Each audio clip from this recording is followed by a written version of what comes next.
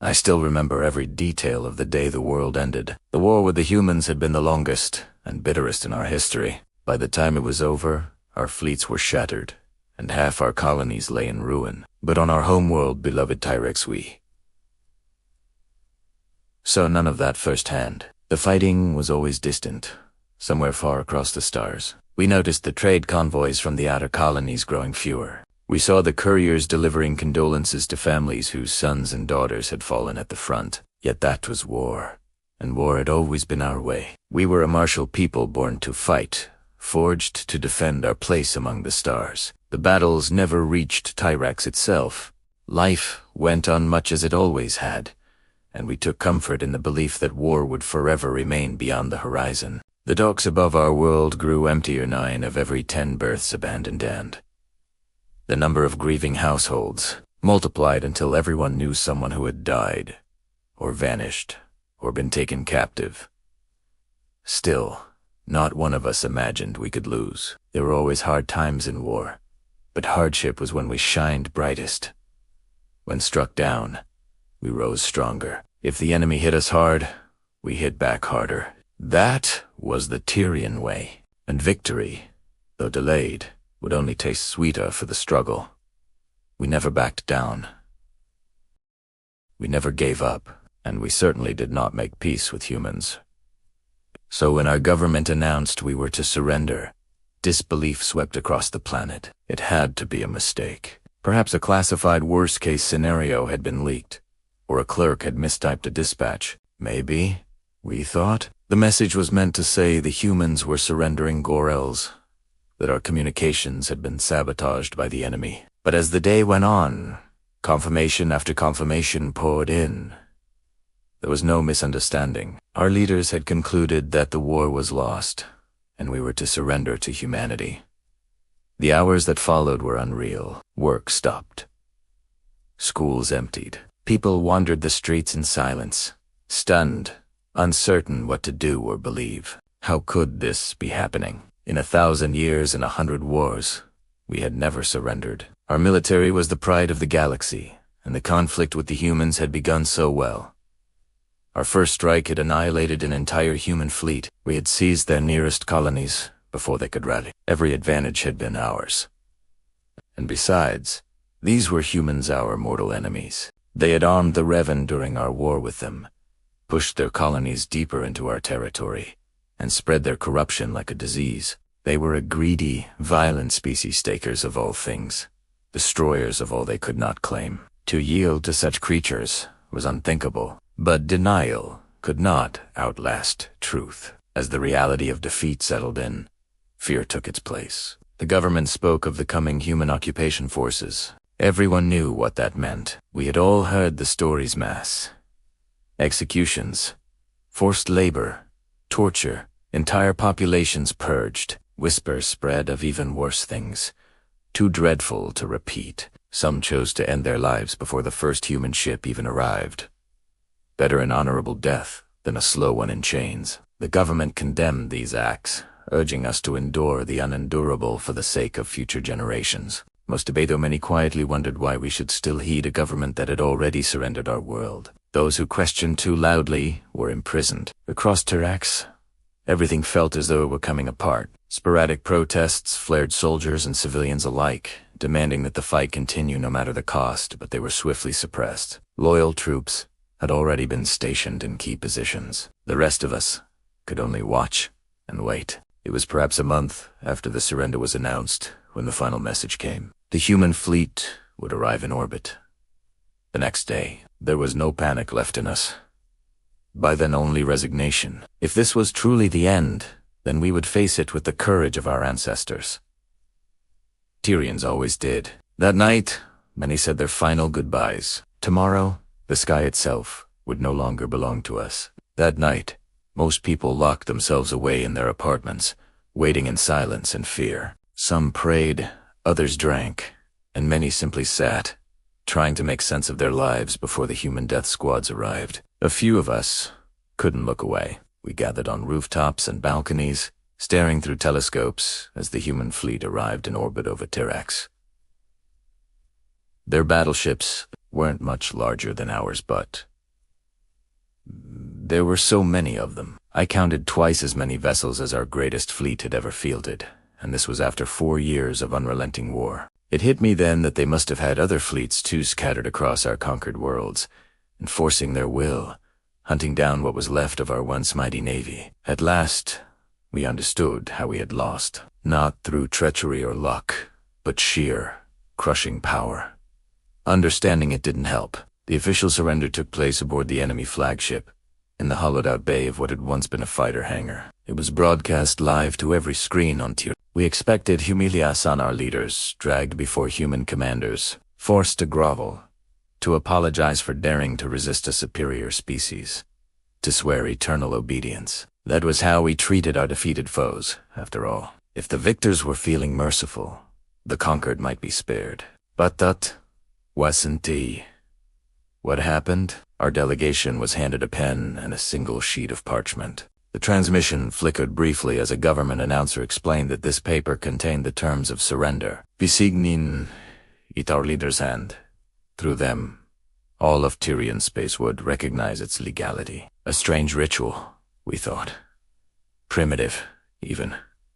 But that was aliens for you. When the signing was done, our leaders gave the customary oaths of fealty and apology, though the humans barely seemed to care. To them, it was a formality, a footnote to the real act of submission, and then it was over. No executions, no torture, no chains. For a fleeting moment, some dared to hope. Most of us held our breath, waiting for the cruelty to begin. Within hours, the first human dropships pierced our skies. I debated whether to hide or to watch. In the end, curiosity won out. I stayed away from the window at first, thinking it might protect me from stray fire, but when I heard the rumble of engines and saw the shadow pass over my street, I couldn't resist. Primera look. The first to arrive were the tanks, gliding silently on suspensor fields, an inch above the pavement. We had similar technology, but theirs were far heavier, larger, more refined. Then came the troop carriers, sleek, angular, humming with restrained menace. And behind them, the infantry, ranks upon ranks of soldiers in fully enclosed powered armor, each one a walking fortress. We used exoskeletons. Yes, but nothing like this. These suits were built for war on a scale we had never imagined. I remember every detail, the glint of their armor, the symbols etched into their pauldrons, the way the setting sun reflected off their visors. It was mesmerizing. Until that moment, I had no idea what we had truly been fighting, none of us did. Seeing them, I understood just how hopeless our war had been. And strangely, I felt calm. Calm? We hadn't been betrayed or tricked. We had simply been wrong. Blinded by pride, ignorant of our enemy, certain of our superiority. We had fallen not through chance, but through Eragonza.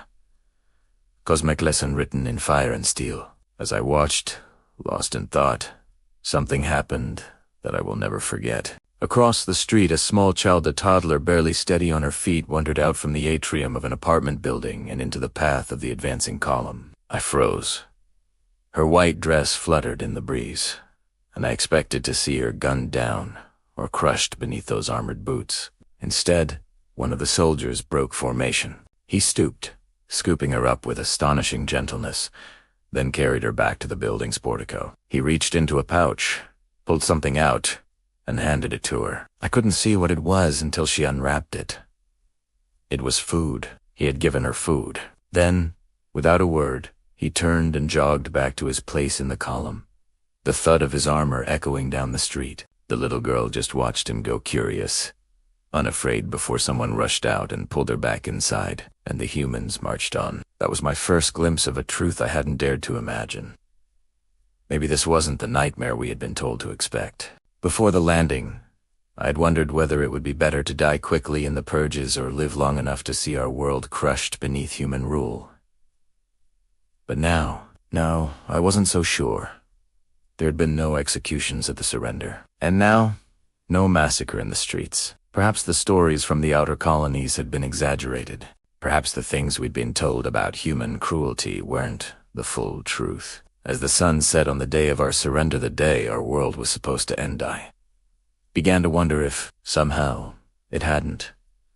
Only one thought kept circling through my mind. Maybe we'd been wrong about the humans. The occupation forces moved quickly. They took control of the government buildings, set up checkpoints along major routes, and established their command posts with quiet, unnerving efficiency. Life didn't stop, it just shifted, reshaped itself around their presence. I still technically had a job. As a minor government functionary, I was expected to report to the local occupation administration. I went to work the day after the surrender, heart pounding as I passed through security checkpoints, half expecting to be arrested or shot before I reached my office. Instead, my supervisor looked up from his desk and told me to proceed with my duties as usual. I was to wait for a briefing from the human official now in charge of our department. Sopi Primera Death. Those next 5 hours of accounting and payroll were the most intense of my life. I could barely keep my hands steady on the data tablet. Every sound in the corridor made me flinch. At around midday, we were summoned to a meeting room on the 4th floor. On the way there, I passed several human soldiers in lighter armor, less bulky than the heavy suits I'd seen during the landings, but still unmistakably alien. My hearts raced. Were they here for a briefing or a firing squad? About 24 of us gathered in the room. After a few anxious minutes, a human entered. He introduced himself as Doug. It took me a moment to realize that was his name. Not a title, though. It took me much longer to pronounce it correctly. Doug explained, in calm, measured tones, that he was now responsible for overseeing all clerical operations in our city's local government. Then, without ceremony, he launched into a detailed explanation of formatting guidelines and new standardized procedures we were to follow under occupation authority. He spoke for nearly an hour. There were charts, graphs, diagrams. We were instructed to file politically sensitive documents in triplicate: one for our own records, one for the local censors, and one for the planetary government. Staffing levels, he said, would remain unchanged for now, but might be reviewed quarterly. He ended by saying that he looked forward to a productive working relationship with us, and that together we could help rebuild Tyrax into a prosperous society. That was it. No threats, no talk of purges or punishment, just bureaucracy. I don't know when I started to relax. Not immediately, that's for certain. 4 weeks. A part of me still waited for the mask to slip to see the cruelty we'd been warned about, but it never came. There were no mass arrests, no forced labor camps, no torture. There were a few trials, yes, people who had committed genuine crimes during the war, and the evidence shown during the broadcasts left no room for doubt. They deserved their sentences, but the reign of terror we'd been promised never arrived. And so, life went on. It was surreal how ordinary things became. Surrender Day had been supposed to mark the end of everything we knew. Yet somehow, the world kept turning. I came to know Doug quite well over the following months. Once I could pronounce his name properly, we even joked about it. He was amiable, professional, and strangely considerate, more so than any of my Tyrian supervisors had ever been. Many of his colleagues were the same, efficient, fair, and most unexpectedly. Eventually, I realized something I had known deep down for a while. The surrender hadn't been the end. It was a painful admission. All those millions of lives lost, the devastation across our colonies, the years of sacrifice, it had all been for nothing. A war fought not for survival, but for pride, for greed, for lies. Por lies. But the truth was all around me, impossible to deny. The day the humans arrived wasn't the end of our world. Well, perhaps it was the end of the old Tyrax, the one blinded by arrogance and fear. But from its ashes, a new Tyrax was already being born. And maybe, just maybe, with the humans, we could build something better.